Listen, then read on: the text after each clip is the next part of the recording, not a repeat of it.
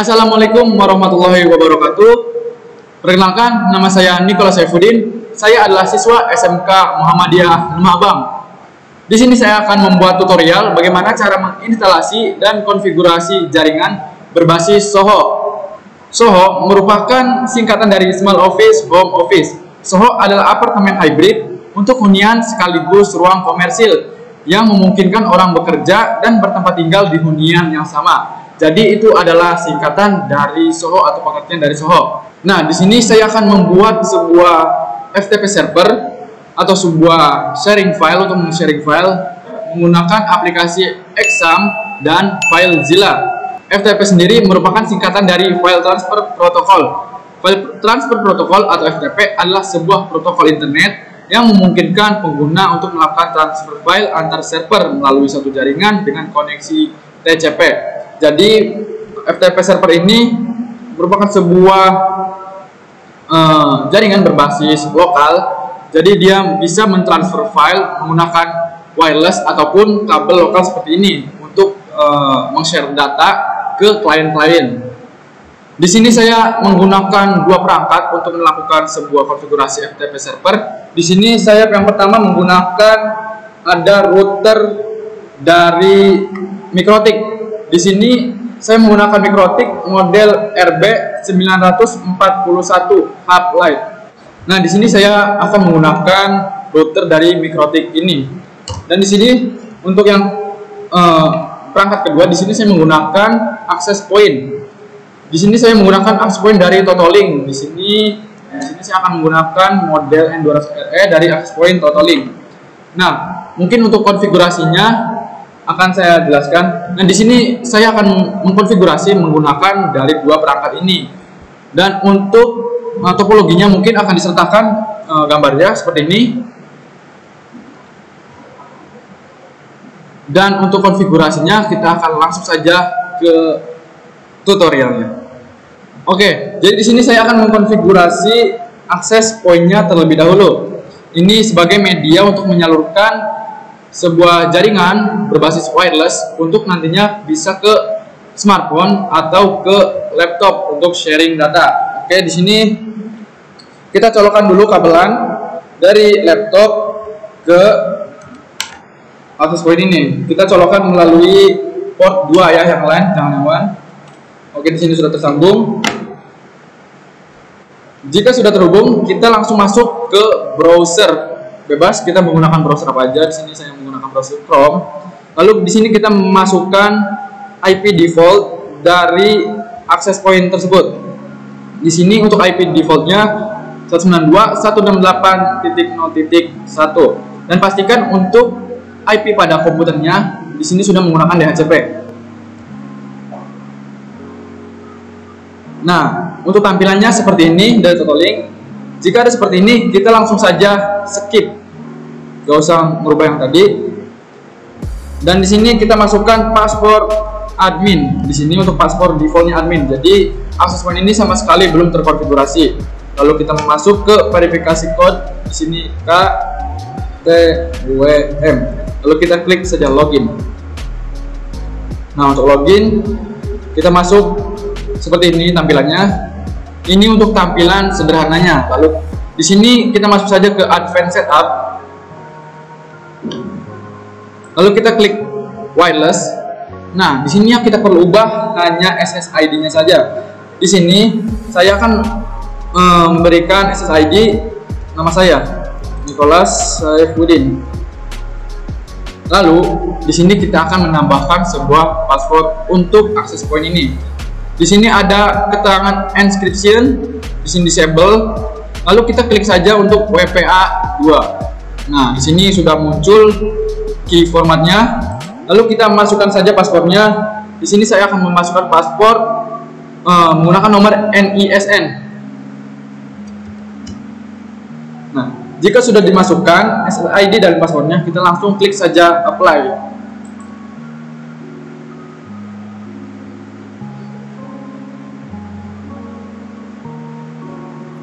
Oke, kita tinggal tunggu prosesnya selama 30 detik untuk menunggu reboot. Nah, ini sedang reboot. Oke, setelah kita melakukan reboot tadi, kita close saja ini. Berarti untuk konfigurasi access point sudah seperti itu saja. Jadi kita ubah SSID dan masuk saja. Lalu selanjutnya kita masuk untuk konfigurasi ke sebuah router MikroTik ini. Yang pertama, kita cabut dulu yang tadi.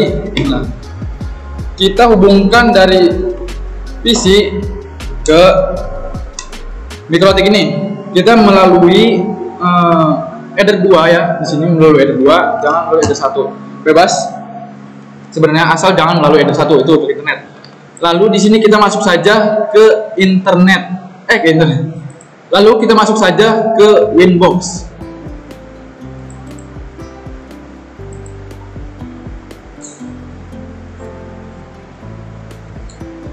Nah, untuk tampilannya seperti ini.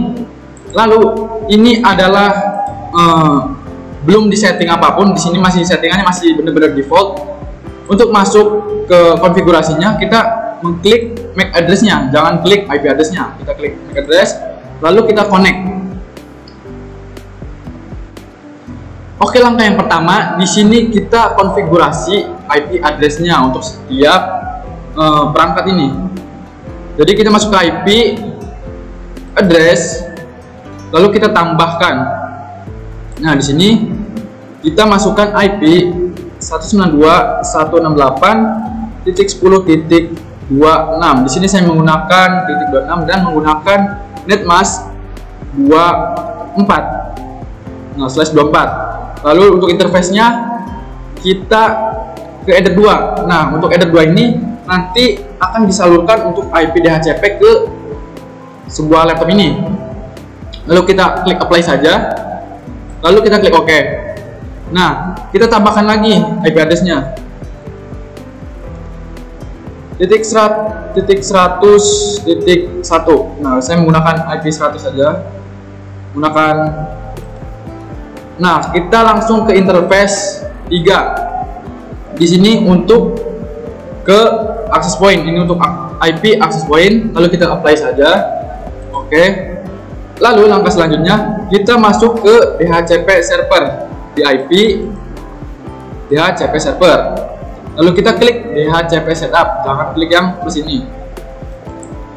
DHCP setup header 2, kita next saja, next. Nah, di sini sudah selesai.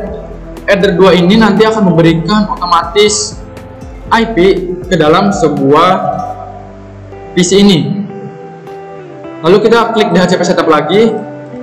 Kita masukkan header 3. Nah, oke, di sini sudah kita setting semua. Untuk di Winbox, di MikroTik-nya, kita hanya setting seperti ini saja. Lalu untuk langkah selanjutnya, kita colokkan access point ini ke MikroTik ini. Oke, jika tadi pada saat kita mengkonfigurasi access point, kita menggunakan port 2 yang LAN. Jika kita sudah mengkonfigurasinya, ingin memancarkan, kita menggunakan port yang WAN. Nah, untuk access point. Dan untuk ke MikroTik-nya, kita menggunakan port 3 yang tadi sudah disetting sana.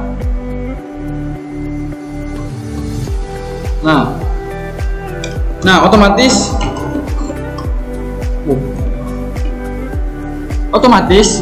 di DHCP server ini yang tadinya merah, dia akan menjadi hitam seperti ini karena dia sudah terhubung.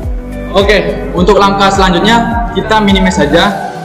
Lalu kita lanjut ke software XM. Kita masuk ke XM. Nah, di sini pertama kita masuk ke Apache terlebih dahulu, kita config. Masuk yang paling atas. Lalu kita scroll ke bawah. Nah, di sini ada load modul. Nah, ketika misalkan di sini ada tanda pagar seperti yang lainnya kita hapus saja tanda pagarnya ini. Yang untuk yang 2 ini berfungsi untuk agar nanti bisa ditampilkan di localhost. Dan ada satu lagi di bawah, kita paling bawah. Nah, untuk yang ini juga ketika nanti di sini ada pagarnya kita hilangkan saja. Oke, jika sudah, kita close, masuk lagi config, dan kita scroll ke bawah. Nah, di sini kita ketikkan allow from all. Biasanya kalau default itu nggak ada ya bawahnya. Kita close lagi, kita save. Lalu di sini kita FileZilla, kita start. Oke, jika sudah aktif, kita langsung saja masuk ke admin. Oke, jika seperti ini, kita klik saja OK, tidak perlu memasukkan password. Nah, di sini kita, bentar. Nah, apabila di bagian yang ini tidak ada port 21, kita bisa tambahkan di edit setting. Nah, di sini ada port 21, kita bisa menambahkannya, lalu klik saja OK. Itu apabila memang tidak ada port 21-nya. Di sini karena saya sudah ada, jadi tidak perlu setting lagi. Kita masuk saja ke bagian icon. Di sini ada icon orang, kita klik saja yang. Nah, di sini kita akan membuat sebuah FTP baru. Di sini akan membuat sebuah account baru. Yang pertama kita add terlebih dahulu dan kita beri nama akunnya. Di sini bebas ya, beri nama apa aja, bisa admin. Di sini saya akan memasukkan nama saya sendiri, Nicholas. Lalu klik saja OK. Lalu langkah kedua, kita centang yang paspor ini.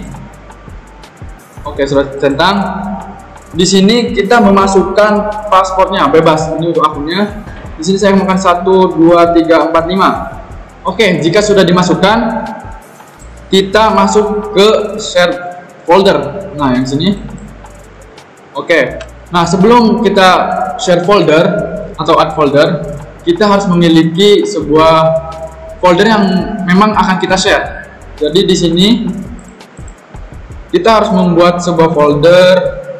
Nah, yang akan saya share di sini adalah folder SMK MLA. Jadi di sini saya sudah buat foldernya dan sudah ada isinya, Nicholas Saifuddin dan TKJ 1. Jika kalian sudah membuatnya, kita masuk saja ke tadi, kita add, kita cari folder yang akan kita share. Tadi saya menyimpannya di C, lalu klik saja yang SMKMLA, lalu kita klik OK. Nah, di sini saya akan centang semuanya.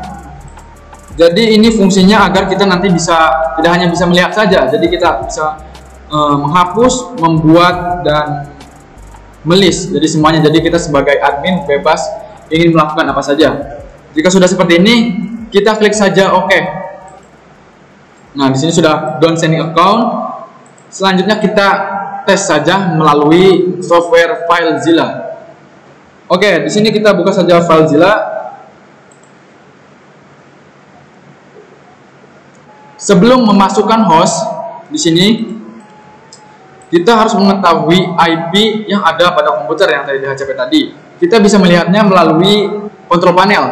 Jadi kita masuk saja ke Windows R, control panel.